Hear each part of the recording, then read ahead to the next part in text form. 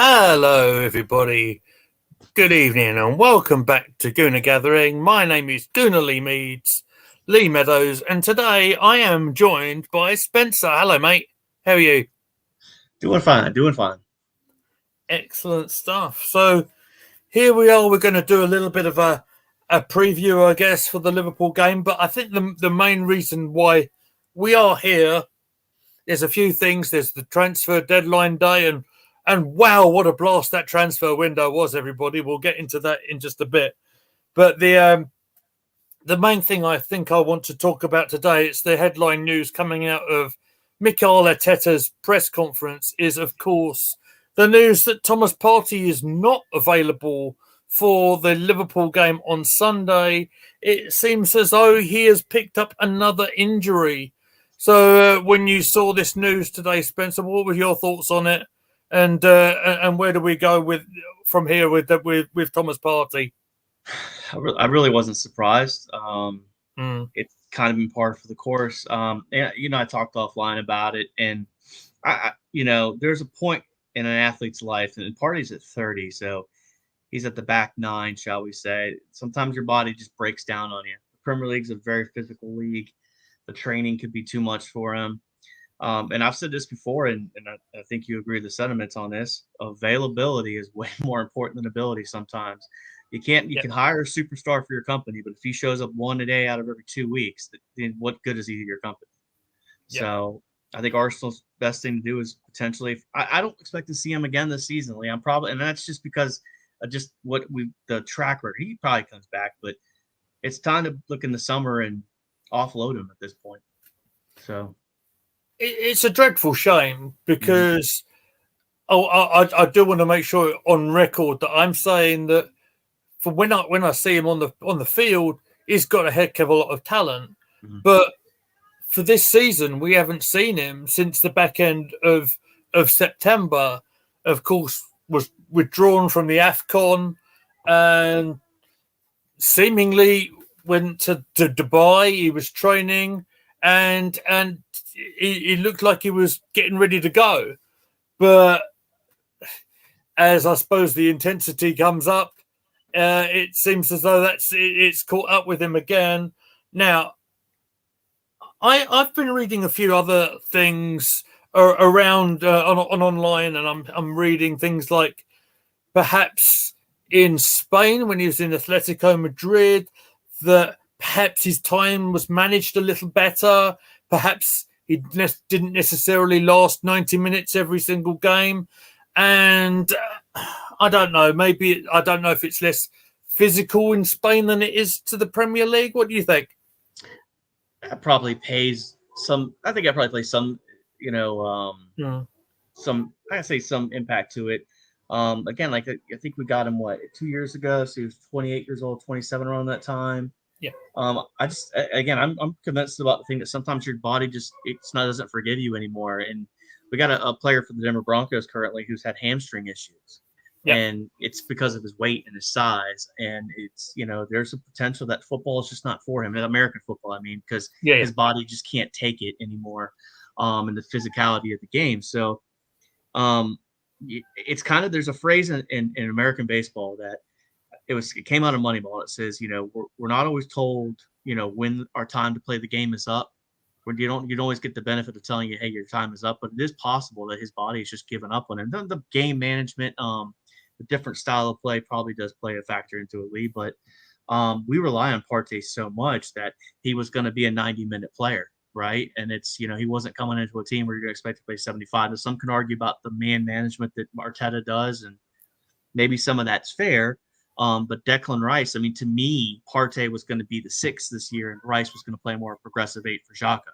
That was my attention when I first saw this. But it's very unfortunate, man, because so much promise, so much potential, and we need him. It's going to be hard to finish the season off without him. And we've done so well so far without him, but man, like it's such a killer to not have him out there. Absolutely. I mean, it's worth pointing out that news came out today. Arteta saying it might be days, it might be weeks, and I think we're basically saying that with that sort of statement, with the not knowing, it's best to assume the worst than assume that he's going to come back in a couple of weeks' time. I suppose it's good news that we've still got Emil Smith-Rowe in that case. Absolutely. And, of course, making a start in the last game, which a lot of people wouldn't have expected.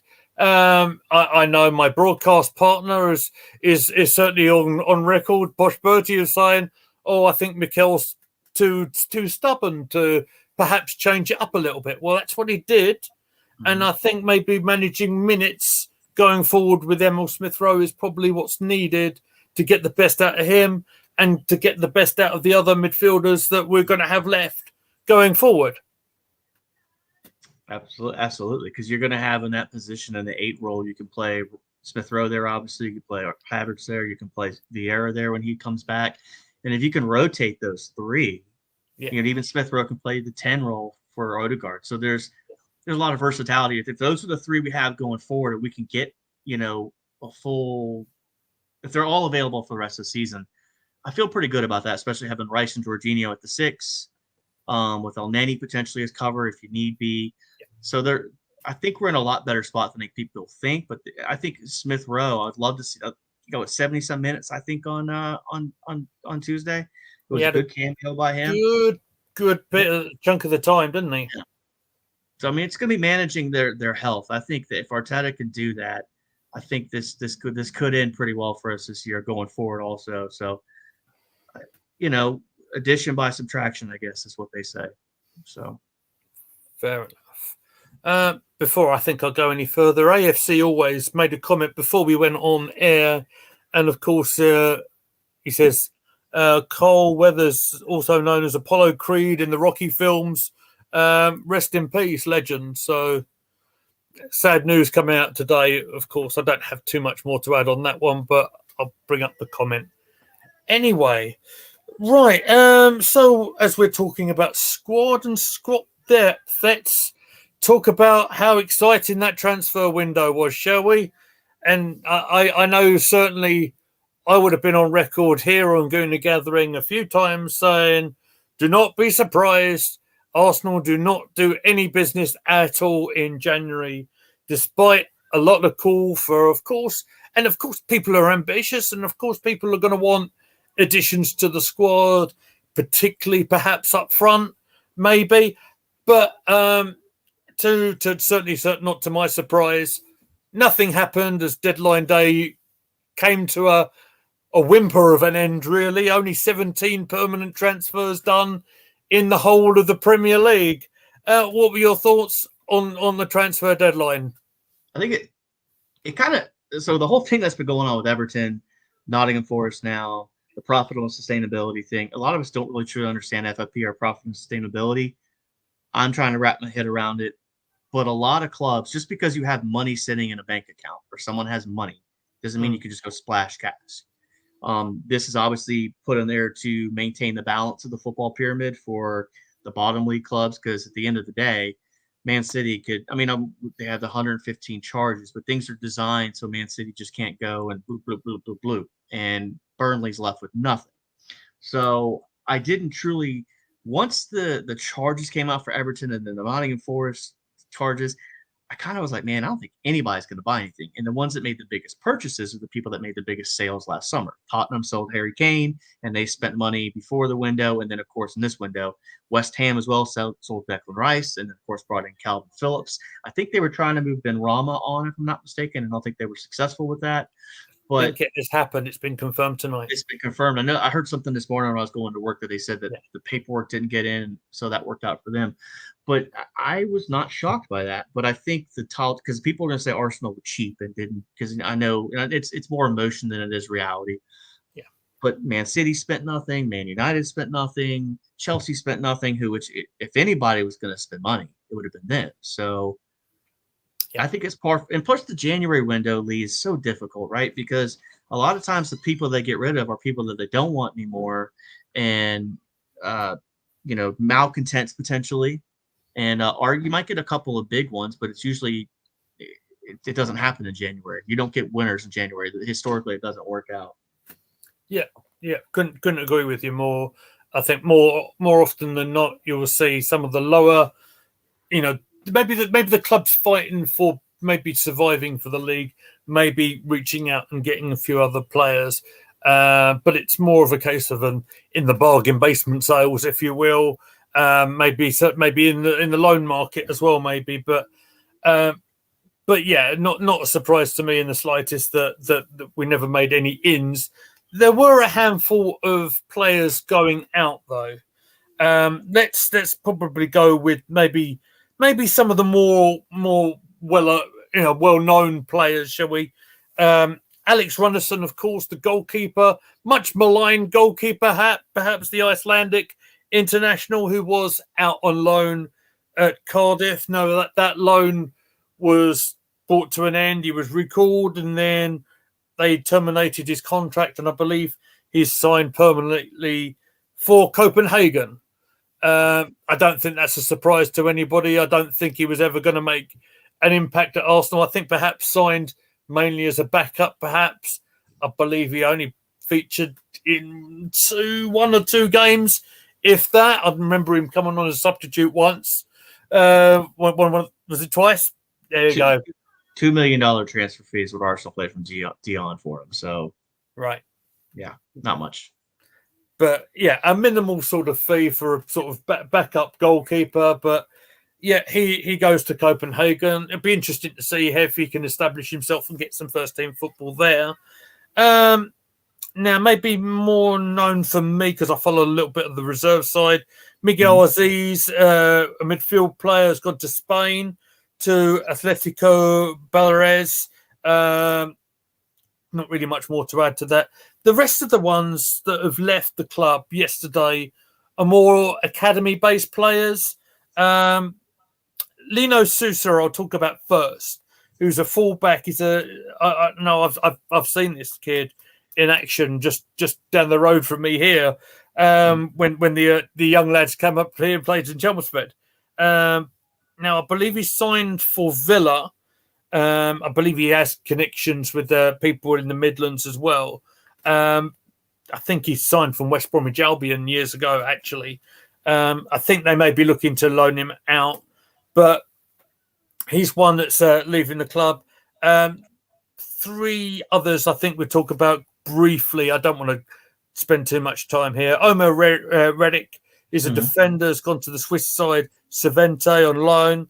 Caden Edwards is a striker, has gone to Leyton Orient on loan.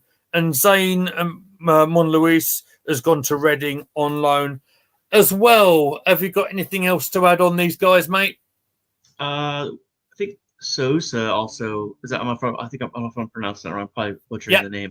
I don't know if you mentioned him. He's gone as well to Villa. So, yes, I mentioned him. Yeah, that already. I'm sorry, because I was looking at Arsenal's website as you were talking about, and these are good loan moves for some of these guys, especially some of the young 20-year-olds. Like I was Lewis, just to see if they're any good. Give them a chance down there, because they're not going to get them in. I actually had an interesting discussion on DWTT, another show that I feature on with Gary, and I think you know those guys. I do know them. He talked about youth academy players getting a chance and whether Arteta truly trusts them. And I think the loans are necessary for these guys to get minutes. And there's not, but the thing about the loan moves don't always work out, Lee, and that's the problem, right? Because you got to be careful where you send these young guys to, because they're in such a critical portion of their development. If they have a bad loan spell, bad coaching, it could potentially have detriment on their career. But where we are in our progression as a club, Lee, like some of these guys have to go on loan. They're not going to get, Premier League minutes, right? I mean, I think Will Walters and Noweri would be the two that I would think potentially could get some minutes this year, but those are the only two I could think about off the top of my head. Maybe Sego.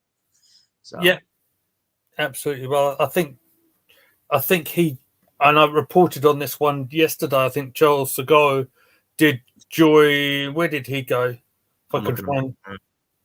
Because he went to Swansea. He's joined, links up with Charlie Patino, doesn't he? Yep. So it's quite nice that the two Arsenal boys will be linking up with each other. But and I think the other one we'd need to mention, Bradley Ibrahim joins Hertha BSC. I'm not too familiar with him, in fairness, but. So yeah, that was basically our window. I think it's probably important for us to talk about briefly is that when, although we might have wanted to get players in over this window, the fact that we did spend 200 million plus in the summer, and with all the question marks that are being asked amongst all the Premier League clubs at the moment, and you see how wary everyone was going for transfers in this window, just how careful the club has to be in terms of keeping it in terms of the financial fair play. I called it when we was talking about the goalkeeper situation coming in from Brentford. Raya came in on loan, and I thought, well, that suggests to me that they've got it, they're structuring this payment because they're getting close to going too far on this financial fair play thing, and the last thing we want to be doing is falling into that trap that Everton and Forest have got to. Yeah, that's so critical. It's interesting to see how that turns out, because I do have an opinion about what the Premier League, who they pick on. I do believe that the top 6 clubs potentially, how do we say this? I don't call them member institutions because no one has a right to be in the top flight, right? Let's be honest about that. Yeah. But there is in a financial interest for powers to be to have the biggest clubs still be successful, right? And that includes abroad and Europe and everything. So I'm interested to see what happens to 115 charges. I know we've talked about this, and that's going to be delegated out in August. But I do think that the powers that be, I mean, Chelsea was the giveaway when we talked about this. You and I did offline. Chelsea doesn't buy anybody in the window. People are paying attention to something here. There's something that I don't think we've been so used to windows being open and players being purchased by everybody. I don't think people just got financially smart all of a sudden, and they were like, "Oh, January isn't a great window to purchase. Let's start acting differently." I don't think that's what happened. I think 2.3 billion was spent last window alone, and the profitable and sustainability. I think all this stuff matters, and I know we're about to talk about pivot to another subject you're going to bring up, but this also helps to that. And I don't know. We'll see what happens, but it just crazy that it was the quietest window I can remember in a long time. Yeah, and me certainly. And so I've been watching football an awful long time, and I don't think there's any coincidence between the fact that all of a sudden, cost of living's tough. Everything is tough at the moment. Everything's very expensive, and it almost makes sense, that the big football clubs aren't actually physically able to spend all that money as much as us as fans would want to see us spend out big for us to maybe sustain a championship challenge, if you like. But in terms of getting money into the club, as you quite rightly brought up, bit of a sponsorship announced today from the club. Arsenal and I'll try and pronounce this right, the Shoba Reality have announced a long-term project. It's talking about what's known as London Connolly, the training ground. They've got name rights. This is a Dubai-based luxury estate, real estate developer. So we've got naming rights in the training facility, which would mean a certain amount of money going towards the club every year. For this is for going forward, basically. Now, I'm not going to say I'm an expert in this field at all, but what I will say is when in terms of getting money into the club may be a little bit tough. And as much as we might like calling it London Connolly and everything, having extra eyes on the product and having sponsorship deals like this is only going to be a good thing, in my opinion. Yeah, it absolutely is a good thing. Because I was reading an article somewhere, I'll have to find it, and I'll probably send it to you offline, but it's a lot of this stuff is based on the revenue you bring in too. And we trail behind, I think, Man United. I want to say Man City as well too, but that's also Man City has been very successful recently. So there's this big push for Man City. And look, Arsenal's behind on revenue also based on the fact they weren't in the Champions League the last 5 years. That plays a big impact as well. You missed Europe out completely. I think in 2021, if I'm not mistaken, a little brain fog today, but yeah, this is important. Every little bit you can do can add to your transfer kitty for the next summer. I know striker's going to be of the big need, and there's some people that are traditionalists, right? And they want things named a certain way. And I completely understand that. Trust me, American sports, a lot of the naming rights, we don't like it. Like when the Denver Broncos played at Mile High. Well, now it's called Invesco Field or Empower Field at Mile High. So it could be considered Soba Training Center at London Colony. That would be a nice naming right to keep that tradition going. Yes. And I'm sure the club will think about that. But it's good. It's good for the sponsor that comes in. It's not the same as naming the stadium because I don't think it has the same eyes that it will if you went to not match day. But it's good for the club. I don't know how much it's going to be, but it's probably 5 to 10 to 15, 20 million or something like. It's probably half the amount that we think it is. So. Yeah, absolutely. It's certainly significant money into the kitty, I would imagine. So absolutely. I think anything like that will help. And perhaps you mentioned every little bit of that money would help. If you go back to our last Champions League game and points that we would have won, for example, people are saying throw the kids in and stuff like that in maybe a meaningless game against PSV. Well, actually, if we'd won the game, we might have got a little bit more money into the club. That's one of the reasons. And whether some of the younger players indeed would have been ready to perform at such a level as well might be arguable. Yeah, I mean, look, this is the thing that it's easy to say you want to see youth kids play. But I had this discussion, and we're talking about it in Ryan's WhatsApp group and with Gary and those gentlemen too. Our fan base, and this is just very, I don't want to say toxic, but they're not very forgiving of mistakes, right? Zinchenko gets a lot of hate a lot of times, but Zinchenko is the player he is. Playing the inverted left back role, there's going to be times they give up a silly goal based on it. It is what it is. You have to learn to accept it at this point. But I just, for the young players, you have to protect them. I know they're professionals. I know they're getting a wage, everything. So I understand that. But you have to protect them in a way where you don't stunt that developmental growth. And playing them in the Champions League game where PSV brings out a strong team, is that the right move? Maybe. But is it worth the risk? Probably not. And Arteta has to make those decisions. And like you said, you win the group, there's more money. So this is a money game as well, as much as it is a winning game. Yeah, I totally agree. Totally agree with you.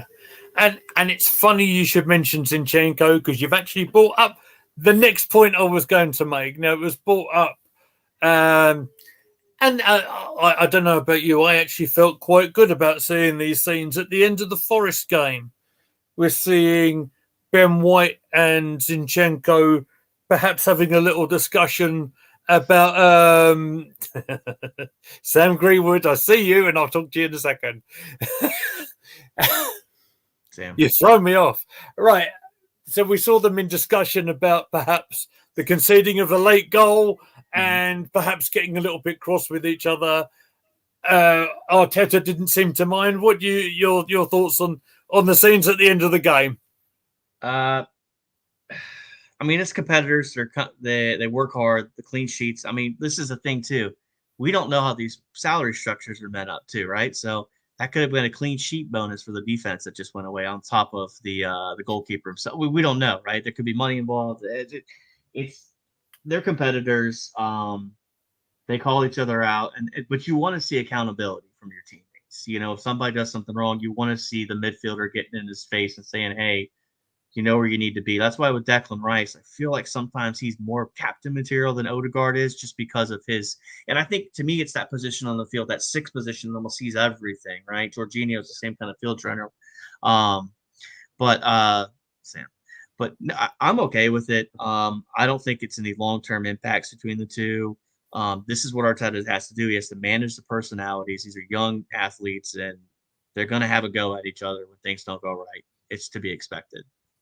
And Saliba misplayed. I mean, Zinchenko got beat on the side, but Saliba also misplayed the ball as well. So the whole back line failed, in my opinion. And it's accountability on all parts. I didn't see Ben White going up to Saliba for misplaying it, but Saliba's bigger than Zinchenko. So pick your battles, I guess, Ben White. It's collective responsibility, I think, the words you're looking for. And yes, I think it all falls on the whole unit. And that's a point really well made. So let's talk about Sam Greenwood taking the mickey out of me, holding my pen. This is a nervous habit, by the way, right? Doing this live is really difficult.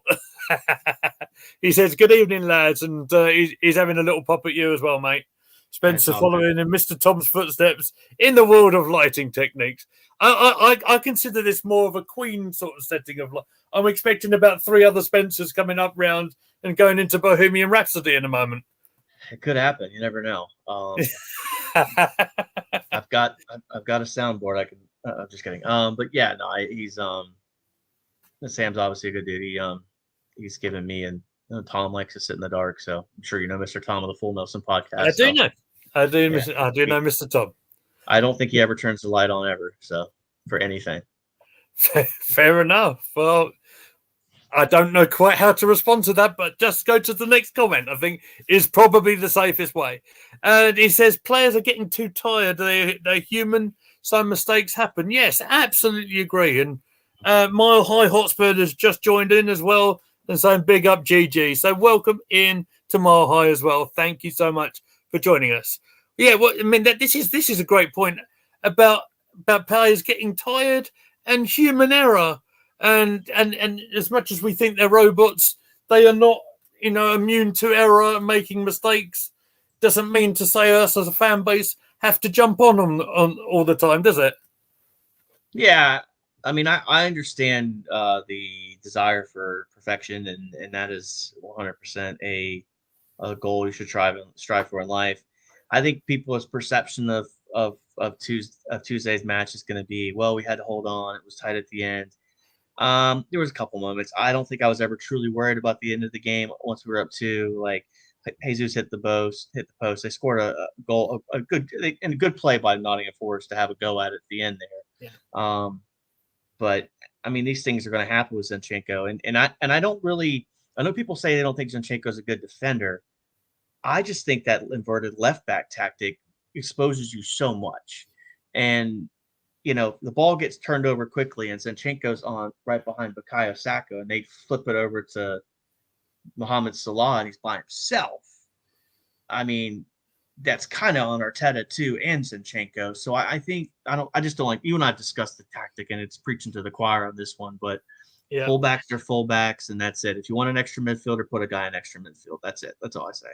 Yeah, but I agree, and I'll probably be right in saying I'm so old school. I prefer Nigel Winterburn in there any day of the week. But there you go, left backs being left backs. All right, another comment coming in. It's been busy already tonight. It's good to see. Thank you, guys. We see errors from all teams, so it's just a fallacy to think there is a perfect team. Yes, but I agree it's a tactical issue. We have to leave ourselves open by taking more risk. It's a risk-reward strategy, isn't it? And perhaps in a game like Forest, where we'll perhaps expect to have much more of the ball, maybe it's something you could get away with more. But when you come against top-rate sides, whether they're without the Egyptian king or not, Liverpool are a top side. Whether we could get away with doing it, whoever they field, might be another matter, I feel. Yeah, I mean, and this weekend, too, we know potentially Nunez is out. Salah is out. That means probably we're going to see a mixture of Jota, Luis, and I'm not sure who else they're going to play up top. Maybe a Harvey Elliott or something like. We'll see. Potentially a Cody Gakpo. But I mean, even like I thought about the game, and I know we're doing revisionist history here. I am at least. If you got Zinchenko going against Mohamed Salah, then you don't invert with Zinchenko's side. You invert with Ben White's side, in my opinion, and you maintain the structural integrity of keeping an eye on him. But I mean, these things again, the inverted left back thing, and to me, as long as you keep it, as much as I don't like it, if you're going to do it, think of it as a quadrant, and this is the left side. Stay at least on this side. Don't let me see you over here, because you see Zinchenko a lot of times. He does have a free roam. But this is the thing about Zinchenko, because I think he gets a lot of dislike from our fan base, but he's also changed the way we play too. I think he revolutionized us, and he's been a very critical asset to us. But he is who he is, so we're going to have these fallacies. We're going to have good moments with him and bad moments with him, and whether Kieran Tierney should have been left to go or not. I don't know, but I think Zinchenko, we need to learn to potentially accept it, that this is what we're going to get from now on. So, and I think that word of acceptancy also applies when we talk about the goalkeeper situation as well, because I'm very much of the ones that said that Raya is our number one, and that's the decision that Arteta wants to make. I'm going to accept it. Some people might not like it, but that's what the manager wants to do. That's why he wants to bring him in on a full-time contract. That's something we're just going to have to accept. Some people might not like it. That, I think, is what it's going to be. And I think it might get addressed in the summer too. I mean, Zinchenko's might, how do I say this? His shelf life here might be coming to an end as well. He was a means to an end, for the last 2 seasons. But with Timber coming back, Timber's probably going to slot in that starting left back, which would make Zinchenko kind of what's the word I'm looking for? Expendable or more of a rotational guy. So we'll see. Timber coming back also that puts into place where Timber's going to fit into this team, because Timber can play as a backup center back too, which is really good to have that cover back, because it's just Kivior right now and Tomiyasu coming back. I know I've kind of taken it to a circle, Lee, but that's right. Yeah, it's we'll see how this finishes out. I know a lot of people are hard on Zinchenko, and we do expect a lot better, but I think unfortunately this won't be the last time we have a discussion about a goal given up by that tactic. Yeah, I blame the tactic more than the player, if that makes sense. Yeah, makes sense to me. It makes plenty of sense. Just like, thanks so much for your subscription, Sam. Very much appreciated. He's heading off. New subscriber there, and he does say the comment above. It's the one I can't pronounce. Sobersky is top notch, and Jota loves scoring against us. Yes, he does. He's notorious for doing it. Being at home, we should be able to win. Well, a lot of people are saying it's going to be a must win for us. I agree with that, because being that Liverpool are top of the table right now, and we need to make sure we get a really good result, and then it's one of them. You put up a marker against the top side, I think. Yeah, I mean that's the thing. So City have a game in hand. Liverpool are 5 points clear. You beat Liverpool, you go 2 from them. You have City again, have a go at it. If you win there, or even draw, you maintain, or you're gonna have to get results against City and Liverpool. Is it a tough ask? Sure, but this is what competition is about. So let's have a go at it. And I think we've got the Liverpool, crutch off our back with Klopp, and that's interesting too, because with Klopp's exit, I don't think you and I've had a chance to discuss this. Yeah, we don't know truly how Liverpool will continue on through the season. Of course, with Van Dijk saying his contract, he doesn't know what he's going to do at this time, so we don't know the true impacts and what pressure. And City looks like a brand new club with KDB back in the lineup, so it's going to be a tough ask, to be honest with you, but. These are the moments we live for, so let's have a go at it. And I mean, I'm excited for Sunday, so can't wait. Yeah. I always look forward to these big games. We'll bring the stress level up about 100 miles an hour and get the defibrillators ready. But yeah, I'm certainly good and ready for it. And if I have to, I will be live, perhaps running solo, because I know Posh Bertie's not feeling very well at the moment. Probably having a few too many celebratory drinks over in San Francisco, perhaps. But who knows? But yeah, I'll certainly be here for the live match on Sunday. Right, let's bring up, I think this comment looks an awful lot familiar from a previous live. Zinchenko spends 45 seconds on the ball. No wonder we are slow from AFC always. Don't think that's necessarily true, but you're absolutely entitled to your opinion. And also saying about a lot of players to get rid of in the summer. Yeah, some of these maybe. Ramsdale, Cedric, Kivior, Zinchenko, Jorginho, El Nini, Nketiah, Jesus, Vieira. I could certainly see at least 1, 2. I could certainly see 3 of them going. That would be Cedric, Jorginho, and El Nini. I don't know about the other ones. What do you think? I was going to say Ramsdale, yes. Mm-hmm. I think that without getting into Raya or Ramsdale's gone.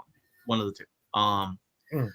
Cedric's definitely going to be gone. They'll probably shred that contract, which I know people. It's gonna get. It is what it is. I don't know what to tell you on that one. Kivior, I think stays. Zinchenko, I think potentially goes. I could see it. Okay. Jorginho will stay. El Neni goes. I think Nketiah gets sold, and the other two stay. Vieira's an interesting one. For Vieira's an interesting. Now I say Jorginho might stay, but I mean we don't know what the team's going to look like because if Partey goes, then Jorginho is more likely to stay. So Nketiah I think is definitely off this summer. I don't think that's I think that's going to happen. We might differ on that one, but you know it's my gimmick. no. And look, like I said, I've said this before. I want Nketiah to succeed. I just, I haven't seen it. And in the comment here about Jesus being injury prone, I don't disagree. I think that's 100% accurate. I just think he gives you solid cover at the right wing position. And if you bring in another striker, I mean, if you want to keep Eddie, I have no issue with that. I just think we're going to need to absolutely upgrade at the striker position. And you could run Nketiah, Havertz, and then, Solanke, Tony, whoever you want. And that gives you a decent rotation. The Osimhen one, I don't think we're going to spend 120 million on that guy. I just don't see it. I don't think anybody in the Premier League is going to spend that money on him. Yeah. Let's bring up. So he said Tomiyasu being a little injury prone as well. Yeah. He certainly missed a bit of last season. He's certainly played more of this season, and he's currently doing his thing in the Asia Cup, isn't he? Yeah. And I'd probably agree with the Partey story here as well. The Partey definitely leaving. Yeah, as Spencer might have said earlier on, I'm not sure when we'll see him putting the shirt on again, to be honest. And that's just the reality of it because we haven't seen him since September, honestly. And as soon as you think you got him up and running again, like we said earlier on, he looked like he was training in Dubai, and people potentially speculating he'd be ready for the weekend. Well, unfortunately, that one's broken down again, and it's like how much longer can you afford to rely on him? I suppose it's hard. It's a shame. He's such a good impact player when he plays. Good field vision, good defense, good passing. The Partey right back was just hilarious. But look, I mean, he's a guy that ultimately we would love to have back, and hopefully we're wrong. I mean, my God, hopefully they keep him out and he can find a way to kick on for the rest of the season. But I do think they're going to move on from the summer because you can't be relied upon. Mm-hmm. So we'll see. I mean, the Tony Solanke argument, I'm honestly good with either guy. I'm a little bit more – I like Solanke a little bit more. I think Tony – I'm not going to call him a penalty merchant because I've heard people say that. But there's some off-the-field issues, and I'm not going to the gambling thing. I'm going to some of the other stuff I've seen him do that – the dark arts. Yeah, I know what you mean. In his comments that he made about Brentford with the women and stuff like that. I mean, it would have to be the right deal. Now, 60 possibly in the summer I think he could go for. He's English tax as well. Solanke's English as well. So I want a Premier League proven striker, Lee. I think that's what I don't as great as Osimhen could be, he hasn't done it in the Premier League. And that's where I think if we're going to start looking at transfers, if we're going to spend high money on people, Lee, go get proven players that have played in this league. That'd be my feeling. I mean, Elise is a guy you could bring in this summer if you wanted. Yeah, absolutely. Now, people are going to say with Solanke, he's got a couple of games without a few goals, but in terms of the actual goal scoring in the Premier League table to this season, he's right up there in the top scorers. It'd be interesting to see him in a different side other than Bournemouth. But then who knows? Tony again, I'm happy with. He's no longer on the ban list on this channel now because his ban is now over, and he's certainly he's putting himself out there in terms of his comeback games. He's certainly made an impact, hasn't he? Certainly in the Forest game, controversy or not, he shows intelligence to if you get away with it, it's good play, right? So when you moved the ball for the free kick, it was good play from him. and he scored against Spurs the other night as well. So look, it'd be a terrific signing again. And maybe this is one for the summer because we've already said how difficult the transfer window has been, and it does go in my mind. Is it questionable about putting these big transfer fees down? Is it sustainable? But who knows on that one? What do you think? So for the summer, I think it'll open back up again. The Ramsdale sale is probably going to net you close to 40. I really do think so. I would dig my heels in on that one. And even if it's an August 31st or whatever date, deadline day, I wouldn't just sell them easily just to get them out of here. I know fans are going to want him gone or whoever. They're going to want that resolved quickly, but I don't think that's going to be the case. That's going to net you 40. If these other ones, I don't know if they're going to net you a lot of money, but this is the problem too. Like, we are the buying clubs. Like, a Turkish club's not going to spend 25, 30 million from an asset from you. They're just not going to do it. They're not built that way. It's going to be hard. But I think we could probably net about 60, 70 in sales this summer. I'm looking at the list that AFC always brought up, and that's what I'm looking at. But I think you could probably get 40 for Ramsdale and maybe 15 to 20 for Partey. I know people are going to say he's such much better than that, but you got to think from the buying club's perspective. The player's not playing for you. What's wrong with him? Am I buying a broken asset? And that's going to be the difficult thing to do to sell, because people are going to say he's a $50 million player all day, but the buying clubs is taking a massive risk. Now, granted, you could probably go with Partey and do, I don't know, like a sell-on clause, maybe if someone else moves him, but I don't think you're going to get more than 20 to 25 for him. It's going to be tough. Yeah, I agree. And that sort of clause on a player that's in his 30s, I don't think would probably be a very wise move, in all honesty. Excuse me a minute, my throat's a little bit dry. Right. So, that I think that's all the transfer natter that we need to do. Let's just take that one away. So how do we go in against a very good Liverpool side on Sunday, where with the idea of getting 3 points? Where's the best way to attack them, do you think?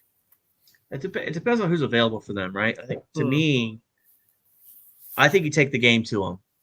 You're at home. Try to maintain possession. I did see where AFC always put Jorginho and Rice out there. I don't know if that's the right play. I'm probably going to go, to me, Zinchenko, Gabriel, Saliba, Ben White, Rice in the middle, Odegaard, Havertz. I'm stuck on this one because I would love to. The thing that you'd love to have is somebody to come off the bench that can make an impact in case you fail with your first 75, right? So I'm looking at Trossard.